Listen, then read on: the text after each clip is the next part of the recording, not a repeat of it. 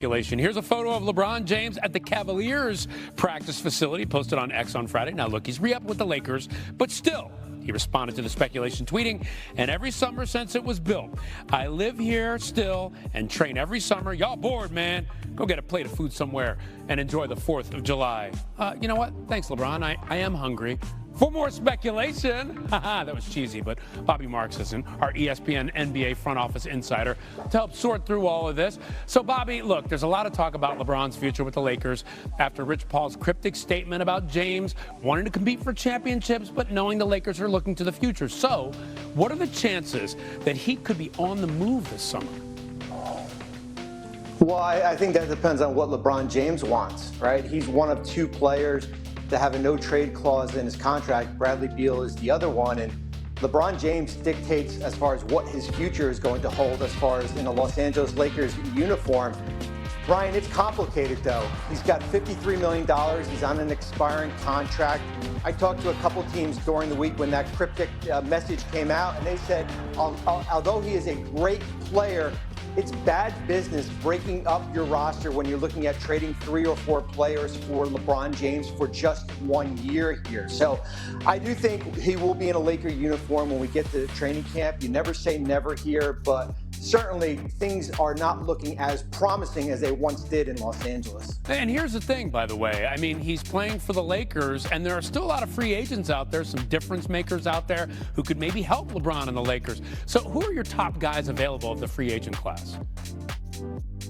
Yeah, the first two are certainly the I don't want to call them senior citizens, but they're certainly the older of the free agents here. I think it starts with Chris Paul, the 40-year-old, just finished a year in San Antonio, played all 82 games. And also started 82 games, averaged north of 7 assists per game here. I think he would be a perfect fit for a team like the Milwaukee Bucks, who are in a dire need of a point guard. The next is certainly Al Horford, the 39-year-old former NBA world champion. Here's a player that's averaged at least 6 rebounds per game in his career. Keep an eye on a team like possibly the Golden State Warriors. They need front court depth. Horford would be a perfect fit in Golden State. And then, of course, the group of 4, I call them. This is the restricted free agent group.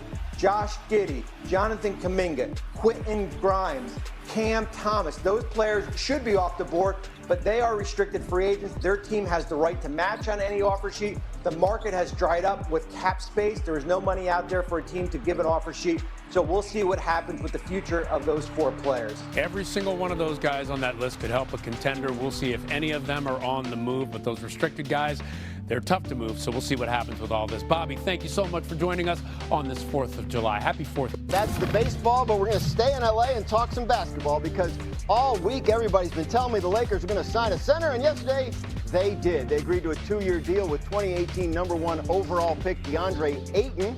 He's going to slide into the starting center slot, a position that was exposed in L.A.'s first-round playoff loss to Minnesota. And the odds makers, not overly impressed. The Lakers were 10-1 to win the West before Ayton signed. And today they have moved all the way up to 9-1. Still behind Oklahoma City, Houston, and Denver. So, again, all week, last week, the week before, the Lakers are going to sign a center. The Lakers are going to sign a center.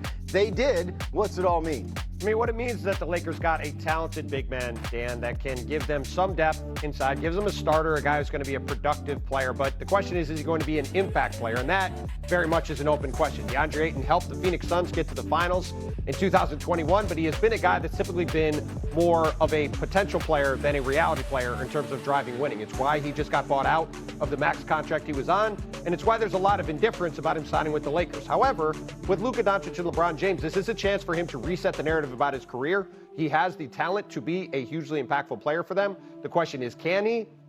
That is very much open for debate. Lakers obviously needed the help and still need some help. We've been talking all week about LeBron James' situation in L.A. He opts into his contract, the final year of his contract on Sunday, and then a minute later we get a statement from his agent indicating that he wants to see what's going on in free agency and what the team looks like before he knows if this is the best place for him long term. So what does the Ayton deal mean about the LeBron situation? It means that they're going to now assess whether or not this roster, which is the words of Rich Paul, is championship caliber. They needed a center. They had to get one. They almost didn't even get Ayton, because if Miles Turner doesn't go to the Bucks, Ayton might end up going to the Bucks. So there's a lot of dominoes that had to fall here.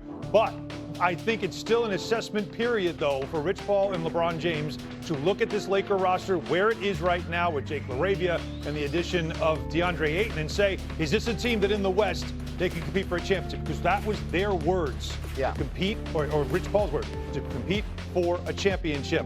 I don't know if the Laker roster is there. Bobby Marks, what do you think LeBron and Rich Paul are after in all this, and how do you size up the way the week has gone and what effect that'll have on ultimately what happens with LeBron? Well, what's interesting is, Dan, when you put that odds up, you would have thought, based off Rich Paul's statement, that the Lakers would have been 10th on that list as far as teams to win in the Western Conference here. They're still 4th, right? That's a team that finished 3rd in the Western Conference last year. And although they lost in that game, a lot of us had projected them to go pretty far in the playoffs here. So this is still a pretty good Lakers team, and they add one of the better centers on the market. If DeAndre Ayton was a free agent and before the buyout, he would have been probably the second best center in free agency behind Miles Turner. So it's an upgrade. We've been talking about getting them a center. I think now the big thing is now what's going to be the next move for this Lakers team, because that depth in that backcourt is awfully thin. Yeah, Tim McMahon, when you look at next moves, the Lakers, there's a lot going on with the Lakers right now. Some of it has to do with putting together the best possible team for this year, and some of it is bigger picture. When you're looking at the Lakers and the way they're operating right now, what stands out to you? I mean, the priority is the bigger picture, and the bigger picture is Luka Doncic. He's eligible to sign an extension next month. How does he feel about this? How does LeBron feel? That's not the priority. It's a potential headache, but it's not the Lakers' priority. It's about Luka. It's about trying to instill confidence in him that they can build a contender here, that there is a bright future in LA, and DeAndre Ayton may or may not be part of that. To this point in DeAndre Ayton's career, he's been a talented doofus, right? There's a reason this former #1 overall pick, who's an immensely talented, athletic, chiseled 7-footer, has been dumped by 2 franchises. Now, this is a golden opportunity for him to come in and prove he's willing to do the dirty work. He's willing to do the kind of things necessary to thrive with Luka Doncic. But again, it gets back to Luka Doncic is the center of the Lakers universe and the priority moving forward. Well, you always see talented doofuses go to LA and just lock in. You always see that. At no point has anyone said the Lakers had a need to fill at doofus, but I guess here we are. Listen, what Tim said was LeBron's not the priority, but it's a potential headache. Like, this is out there, and it's out there because Rich Paul put it out there. That's so right. we're not making too big a deal of this. This was brought up, but isn't the fact that Luka's the priority part of the issue? The Lakers are looking toward a future that probably doesn't have LeBron in it. How do you think this all plays out this summer? I mean, if you're talking about what the likeliest scenario is, I think the likeliest scenario is that LeBron James and Luka Doncic are playing together in September in Los Angeles, because there's not really a good logical option for LeBron James to do other than that. If he had wanted to truly explore the